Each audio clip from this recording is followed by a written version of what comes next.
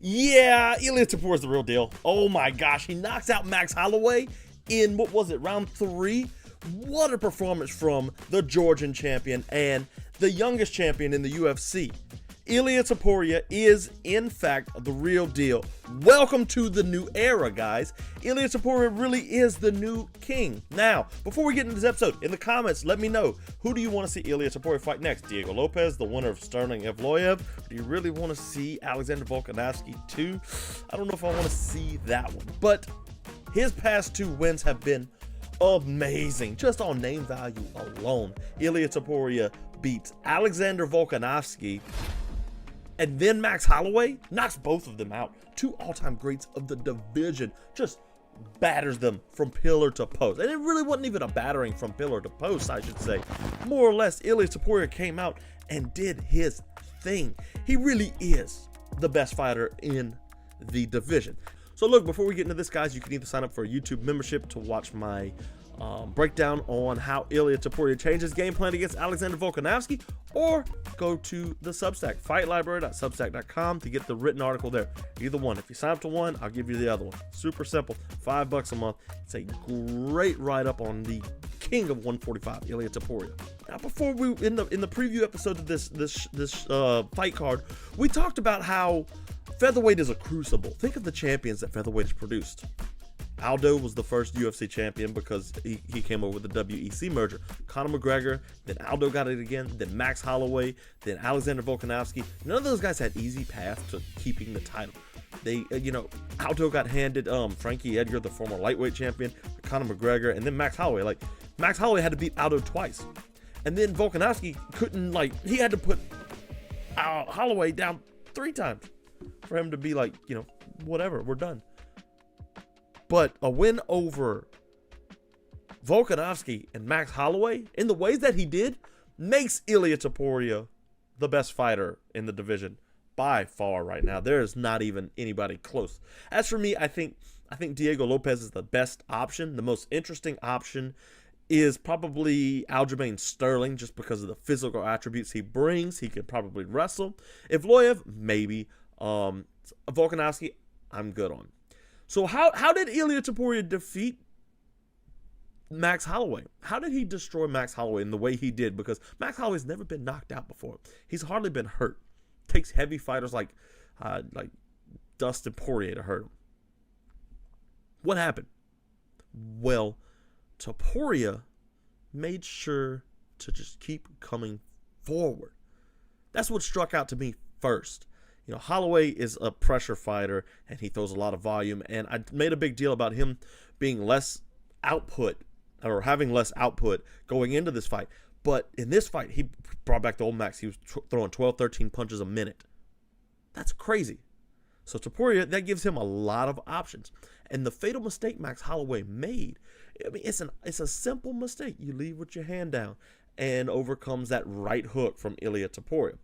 Now, he did recognize that Max Holloway likes to parry with the rear right hand a lot. So he took advantage of that with his lead hook. His left hook was there all night for him. His boxing was phenomenal. His footwork, great. He had that one takedown in the first round. I was like, oh, this could be an interesting fight. And then Holloway kind of took over. But what really impressed me about Topuria was the fact that he's fighting this guy that's a legend of the sport. Like, Volkanovski's a legend, sure. But in the all-time greatness of things, Max Holloway's way above Alexander Volkanovski. I don't care how close the Islam Makhachev fight was. He lost that fight. Okay? Max Holloway, what he's done has just been I can't express, just top 10 fighter of all time. Great. That's how good Max Holloway is. And Topuria was calm, cool, and collected. He wasn't worried about the man standing in front of him when he knows who the man in him is. And that's a bad dude. The man in him was a bad dude. Fantastic performance from him. He chewed him up with the low kicks. We knew the low kicks work. Alexander Volkanovski showed us that low kicks work very well on Max Holloway. But he didn't rely only on the low kicks. He wanted to land, and he did a lot. He landed a lot. Let me pull up the stats right here real quick, because I don't have UFC. I should start just pulling this website up too, because I reference UFC stats all the time. Let's see. Marina Albazi, that's going to be an interesting fight in Canada. Oh, Canada. Let's see here. 75 to 79. So Max Holloway outstruck him, but look right here. Look right here at the significant strike percentage. 52% clip rate on Max Holloway, who's traditionally hard to hit. 2 takedowns per round. Let's look at the per round here. Holloway, but eventually in round 3, Topuria just hurts him and puts him on. Look at that, a 60% clip rate in round 3. Man, what a performance. Now, Max Holloway kind of reminded me of King Porus from the Indian empires back in like 300 BC. You think Alexander the Great? You know, the traditional rival of Alexander the Great is King Darius, and Darius fled from fights, and Alexander the Great didn't see him as a great king. King Porus of the Indian Empire stayed in battle, and when Alexander eventually won, they brought King Porus before him. Alexander was like, "Hey, that was very brave of you, dude.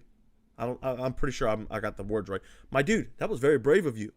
Very skibbity, right? Very skibbity. I can imagine Alexander the Great saying very skibbity. Jeez. But I'm going to let you live. And as a matter of fact, you can be governor over your region in my empire." Obviously, it wouldn't last much longer. But that's what Max Holloway was here. Because Max Holloway wasn't completely outclassed. No. Max Holloway brought a good account of himself. And I feel like a lot of the people that are like on the Ilia Topuria hype train they're not giving Max Holloway the credit he deserves, because what he managed to do, because he was winning that fight I had it 1-1, and I felt like Max was starting to take off there.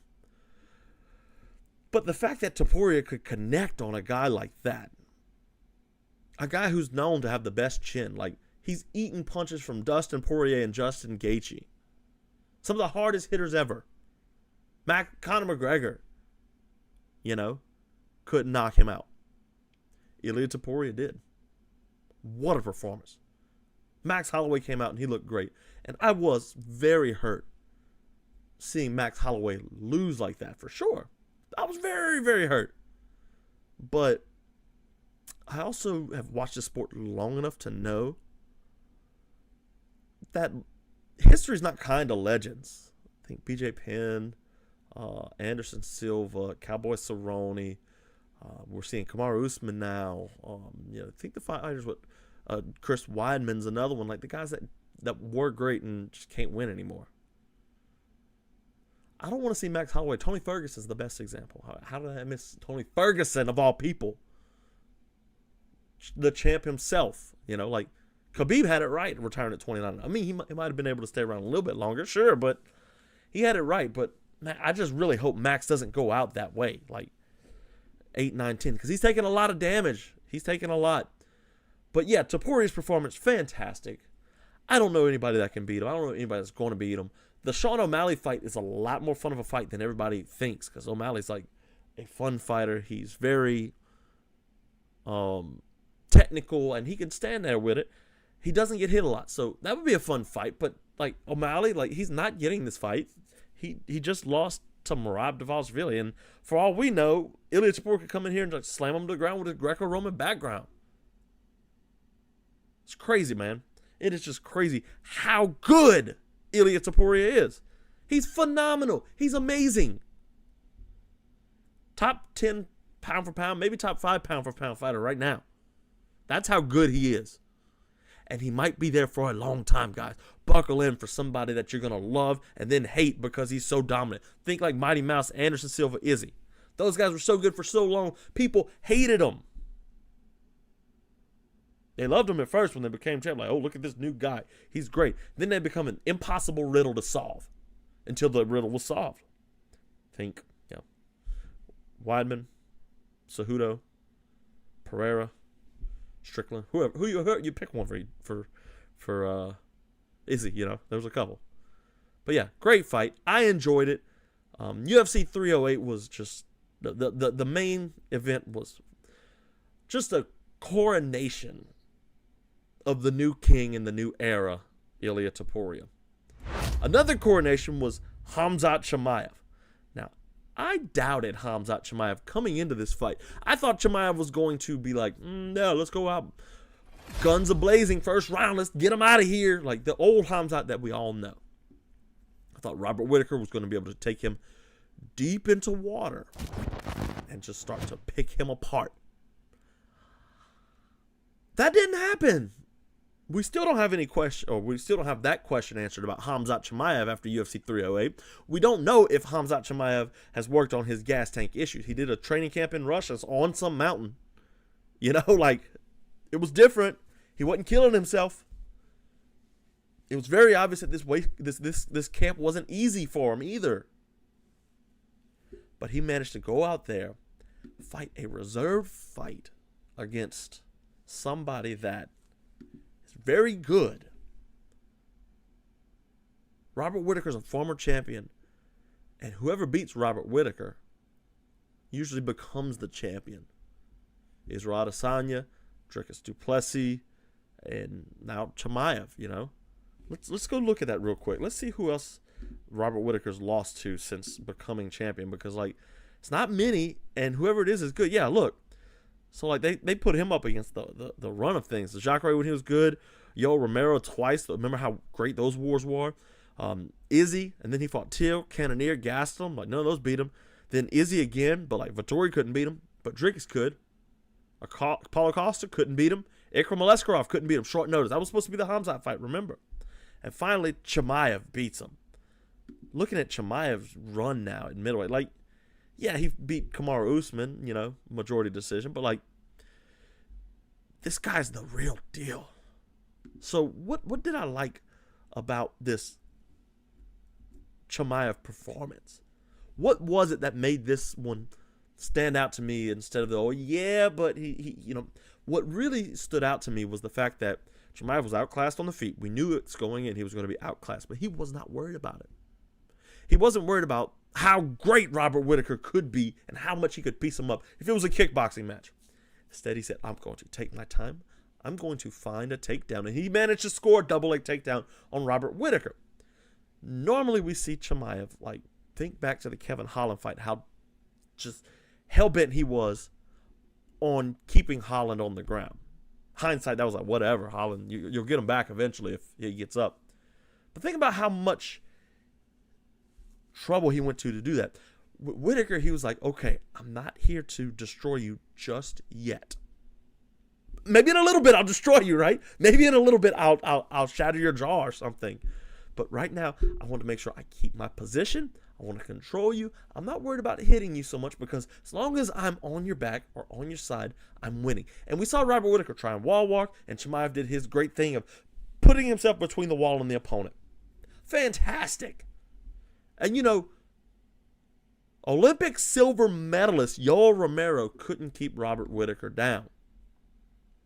Olympic silver medalist Yoel Romero couldn't keep him down. Gastelum couldn't wrestle him. Jacare Brunson, those are all really good guys at wrestling.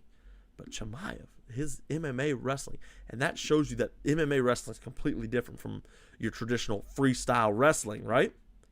It's way different. You got the cage, you can work against the cage, and you can use the cage to your advantage.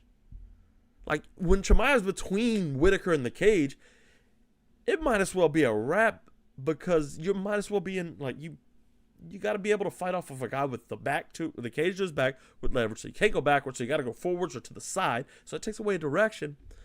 And then Chimaev can use the cage to his advantage. And if you don't know what you're doing there, you're going to be in trouble. And Chimaev put Whittaker in the blender.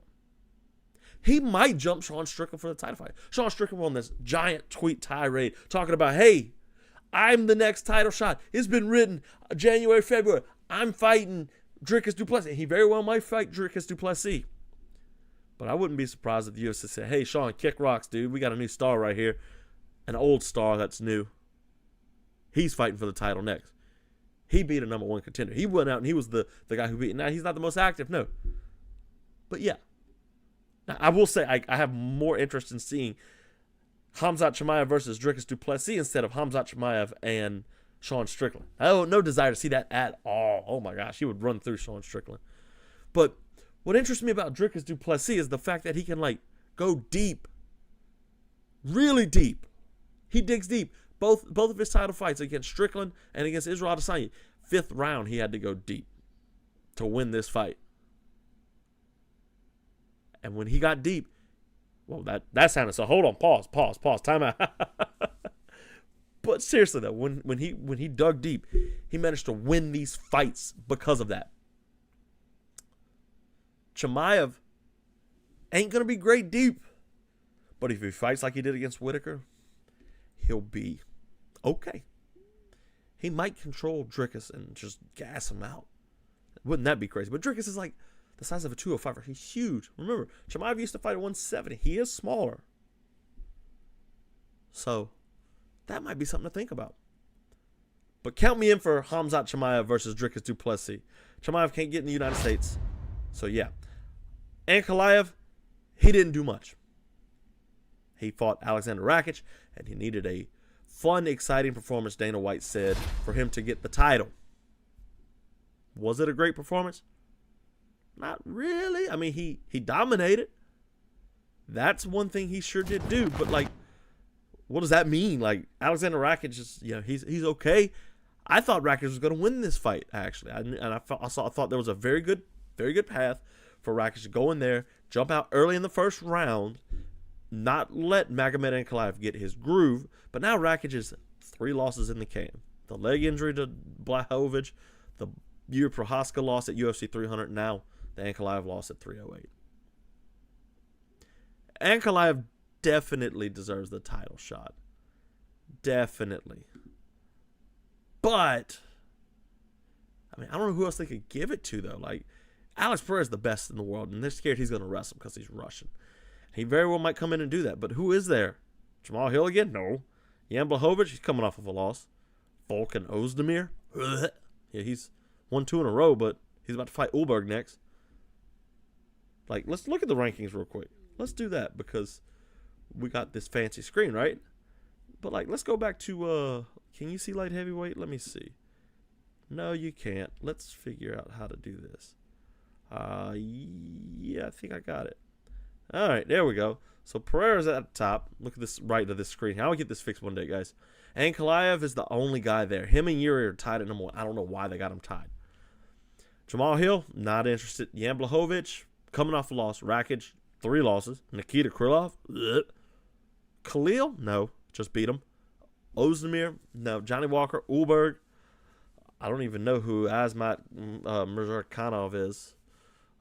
Smith, Reyes, Bogdan Guskov, Alonzo Minifield. Like, none of these guys are great. Like, it's got to be Ankalaev.